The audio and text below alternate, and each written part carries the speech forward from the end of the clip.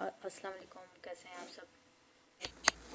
मैं सबके लिए यही दुआ है कि अल्लाह ताला सबको सेहत तंदुरुस्ती अता फरमाए। और जिस जिसने सीसीए की एग्ज़ाम प्रिपरेशन के लिए सोच लिया है, अल्लाह ताला उन्हें बहुत ज़्यादा मोटिवेशन दें, उन्हें बहुत ज़्यादा मेहनत करने वाला बनाएं, वो दिल लगा के पढ़ें, सिर्फ अपनी खुशी के लिए नहीं, अपने घर वालों की खुशी के लिए। क्योंकि किसी के पेरेंट्स भी ये नहीं चाहते कि उनका बच्चा नालायक हो, फेल हो और इस तरह। क्योंकि जब हम बहुत ज़्यादा कामयाब होते हैं तो जो हमारे पेरेंट्स के वो खुशी कि वो एक अलग ही लेवल होता है।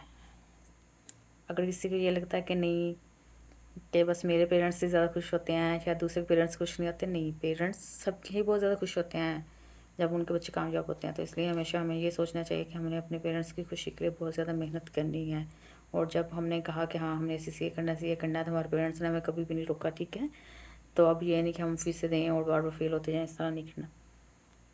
मैं भी बहुत ज़्यादा एक्साइटेड थी जब ये CCA करना था। CA एंट्री की बेसिस पे मैंने एग्जामेशन ली, फिर मैंने CCA स्टार्ट किया बड़ी धूमधाम से जी। ACCA कर रही हूँ और FR का एग्ज़ाम जो है मेरा 45 पे फेल हो गया। लेकिन मैंने ये सोचा था चाहे मेरा एग्ज़ाम फेल हो जाए, क्योंकि आपको एग्ज़ाम हॉल में अंदाज़ा हो जाता है कि हाँ या तो आप पास हो फेल हो कुछ भी। तो मुझे भी ये था या तो हीरो या ज़ीरो, इस तरह ना।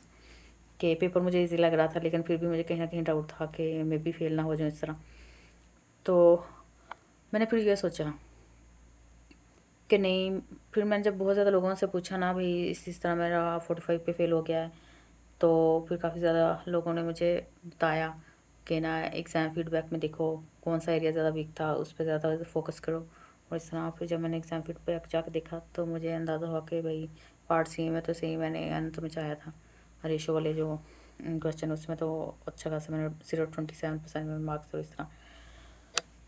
तो फिर इस तरह हुआ कि मेरे कज़न ने मुझे कहा कि देखो पार्ट सी में जो कंसोलिडेशन में क्वेश्चन आता है 20 मार्क्स का और रेशो में से 20 मार्क्स का आता है, उसके लिए बहुत ज़्यादा एफर्ट करनी है, बहुत ज़्यादा एफर्ट करनी है, 100% उसकी तैयारी करनी है।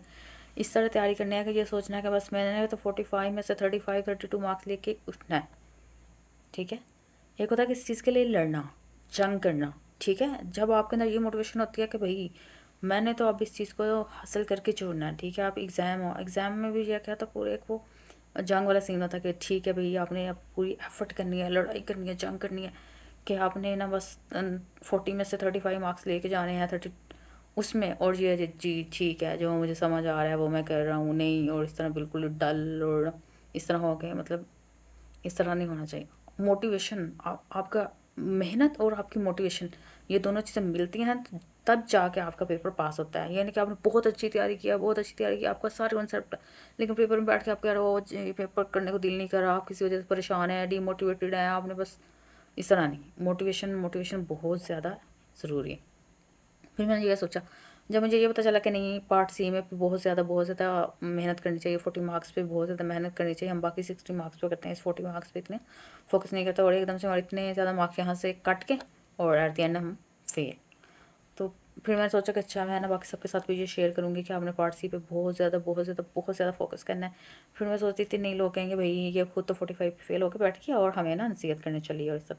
फिर मैंने रियलाइज़ किया कि नहीं नहीं ऐसा नहीं सोचना। हो सकता है कि आप जैसे और बहुत से लोग हों जिनकी सेकंड अटैम्प्ट हो सकता है फर्स्ट अटैम्प्ट ही हो, किसी की फर्स्ट अटैम्प्ट हो, सेकंड अटैम्प्ट हो, और आप उनके साथ ये अपनी टिप्स ये स्ट्रैटेजी शेयर करें और वो इस पर इसको फॉलो करके और फिर बाद में कामयाब हो जाएं, ठीक है, और किसी को भला हो जाए।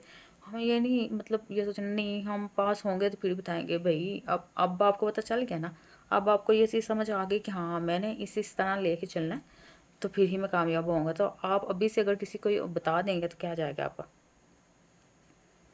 इसलिए इसलिए मैं हमेशा ये एडवाइस करती हूँ कि आपने ये नहीं सोचना कि अच्छा फेल हो गए। ज़रूरी नहीं कि जो इंसान फेल हुआ है तो आगे से टिप्स का नहीं पता, स्ट्रेटजीज का नहीं पता जी वो पास होगा तो फिर ही वो आगे किसी को नसीहत कर सकता है। नहीं, ये बिल्कुल हमारा बिल्कुल बिल्कुल कहते हैं वो रॉन्ग ह्यूमन साइकी है, इस तरह। मुझे टीचिंग का तो बहुत ज़्यादा पहले से शौक था, लेकिन मैं भी ना हमेशा ये सोचती थी भाई लोग कहेंगे खुद तो पेपर फेल करती रहती है, ये दूसरों का क्या पढ़ाएगी और इस तरह।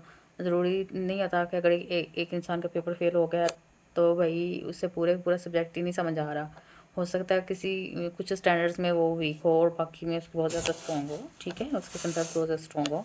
अगर कोई 16-17 स्टैंडर्ड्स हैं, अगर उसमें से उसे 2-3 नहीं आते, हो सकता है बाकी पे उसकी बहुत ज़्यादा अच्छी ग्रिप हो, बहुत अच्छे कंसेप्ट हों और उसका वे ऑफ टीचिंग भी इस तरह का हो कि वो अगर पढ़ाए तो दूसरों को समझ आ जाए। मैं भी बिल्कुल बिल्कुल बिल्कुल इसी होप के साथ मैंने ये FR के लेक्चर्स का आगाज़ किया है। और आप सबसे ये रिक्वेस्ट है कि आप दुआ करें कि अल्लाह ताला मुझे इस जर्नी बहुत ज़्यादा बहुत ज़्यादा बहुत ज़्यादा कामयाबी अता फरमाए, क्योंकि बहुत ज़्यादा मेरा पैशन इस चीज़ के लिए कि मैं ना लेक्चर्स डिलीवर करूँ, ठीक है, FR में। और बाकी और भी बहुत ज़्यादा मुझे शौक है काउंसलिंग करके और इस तरह।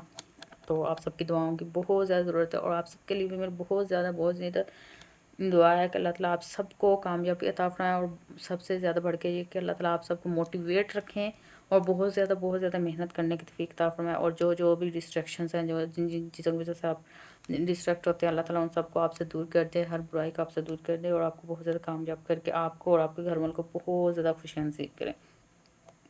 तो आज के बाद ये होगा कि मैं 1 बाय 1 वीडियोस अपलोड करती रहूँगी, लेक्चर वाइज और स्टैंडर्ड वाइज, जैसे प्रॉपर्टी प्लांट एंड इक्विपमेंट है, लीज है, बोरिंग कास्ट है, इस तरह ना।